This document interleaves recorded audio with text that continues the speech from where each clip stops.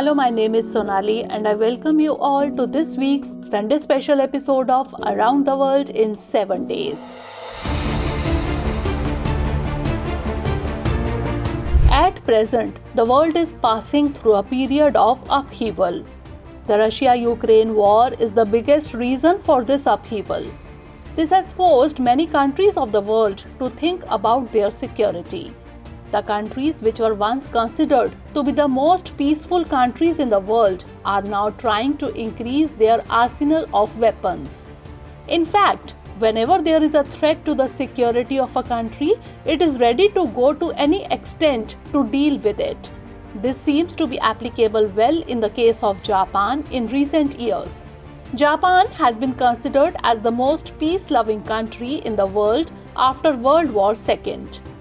In its constitution, it has been mentioned that apart from staying away from war, the country should never have an army. The Japanese government and the people there have given great importance to this provision from the very beginning. But now the situation has changed. Now a section of Japanese public has given the government tacit approval for militarization. The result of this is that the Japanese government is increasing military expenditure year after year. In this context, in the month of August, the Defense Ministry of Japan has demanded the largest ever military budget for the financial year 2024. 7.74 trillion yen, or about $53 billion, has been sought by the Defense Ministry. But the question is, what is the real reason for Japan's increasing military expenditure? Is Japan now going to create its own army? Why is it doing this despite the promise of security by America? Has Japan lost confidence in America? We will try to find answers to all these questions through this episode, but first let us know the reason behind Japan not having its own army. Actually, the atomic bomb attack on Hiroshima and Nagasaki of Japan had given it the greatest pain in the world. This brought Japan to its knees. After this, in just a few years, it transformed from an imperialist power to a pacifist country. Its constitution after the war further strengthened this transition. This constitution was written in 1946 under the auspices of the US Army deployed for the occupation and reconstruction of Japan after World War II and was adopted in 1947. Article 9 of the same constitution explicitly forbids Japan from maintaining an army or using force internationally. The fatigue and disillusionment of wartime nationalism made this thing easily acceptable to the Japanese. However, Article 9 allows Japan to establish a self-defense force. Japanese governments have interpreted this article as mandating the use of armed force only in the event of an armed attack on Japan. Further using this, Japan formed SDF, that is Self-Defense Force, in the year 1954. This is the reason why Japan generally kept its defense spending low because of its constitutional commitment to avoid war. However, it does have a defense budget by which it has maintained self-defense forces.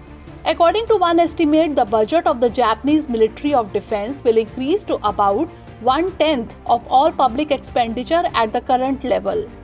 In such a situation, on the basis of the current budget, Japan will become the third largest military spending country in the world after America and China.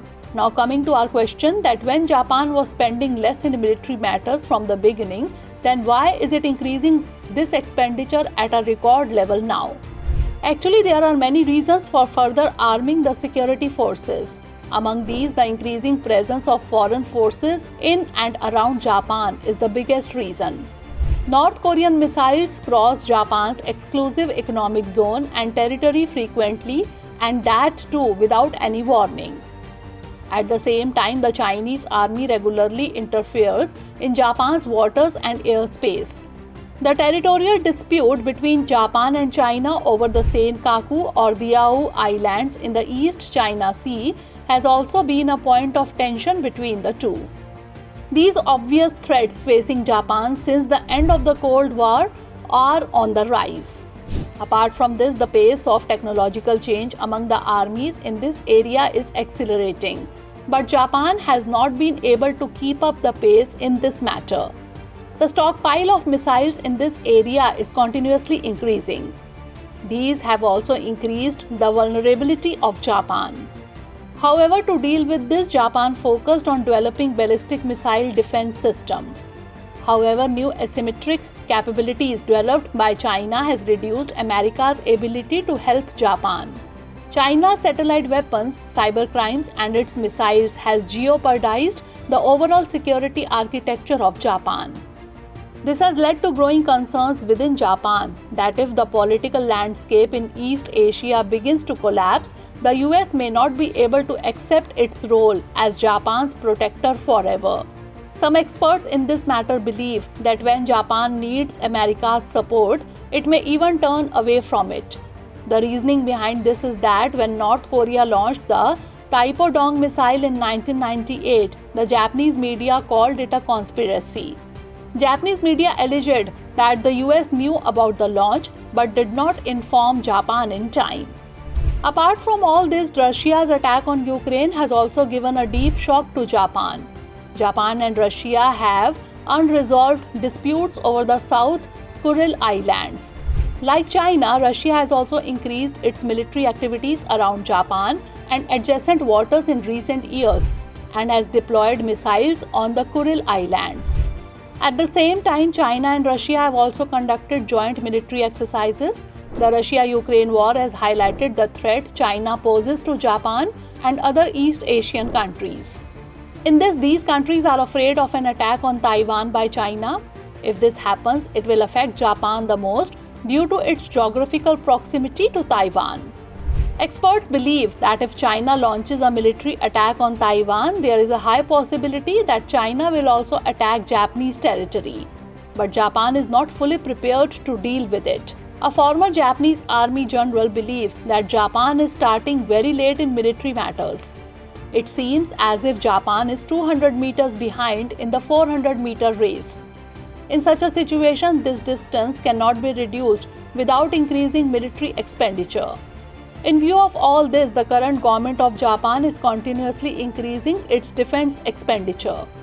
It wants to double it to 2% of GDP by 2027, which is beyond the self-imposed 1% spending limit that has been in place since 1976. Overall, the world is changing very fast. In such a situation, it would not be surprising for Japan to build its own army for a war-like situation. However, will it create its own army or not is something that remains to be seen. But apart from North Korea, China has emerged as the biggest threat to Japan after the Second World War. That's why by increasing military expenditure, a message is being given from Japan that it will be ready to take any action. Even if it needs to fight a war to protect itself, it will do so without any hesitation. Now it is the turn of this program's Sunday special segment in which we will delve into other significant international news. Recently, China released the 2023 edition of the Standard Map. In this map, China has shown India's Arunachal Pradesh and Aksai Chin as its part. This map has been issued by the Ministry of Natural Resources of China. The so-called 9-dash line covering the entire South China Sea along with China's territorial claims on its western borders are shown on the map as in previous versions. China's new map has been opposed by several countries including India, Taiwan and Vietnam. The UN rights body has expressed its concern over the continued harassment and detention of Nobel laureate Muhammad Yunus and members of leading human rights organization Odhikar in Bangladesh. UN High Commissioner for Human Rights Volker Turk appealed to authorities in the South Asian country to create a safe and enabling environment for activists and civil society leaders. Many personalities including Barack Obama and Ban Ki-moon have protested against these incidents in Bangladesh. The United States has opposed North Korea's supply of arms to Russia. America says that if North Korea supplies weapons to Russia, it will have to pay the price. In recent weeks, there have been public signs of growing rapprochement between Russia and North Korea. America says that both the countries are under Western pressure and sanctions, so it is natural for mutual cooperation to increase between them. However, America has not said anything about what action it will take against North Korea. So that's all in today's episode. See you in the next episode. But before that, let's note down a question based on today's story. Analyze the reasons behind the increase in defense expenditure by Japan.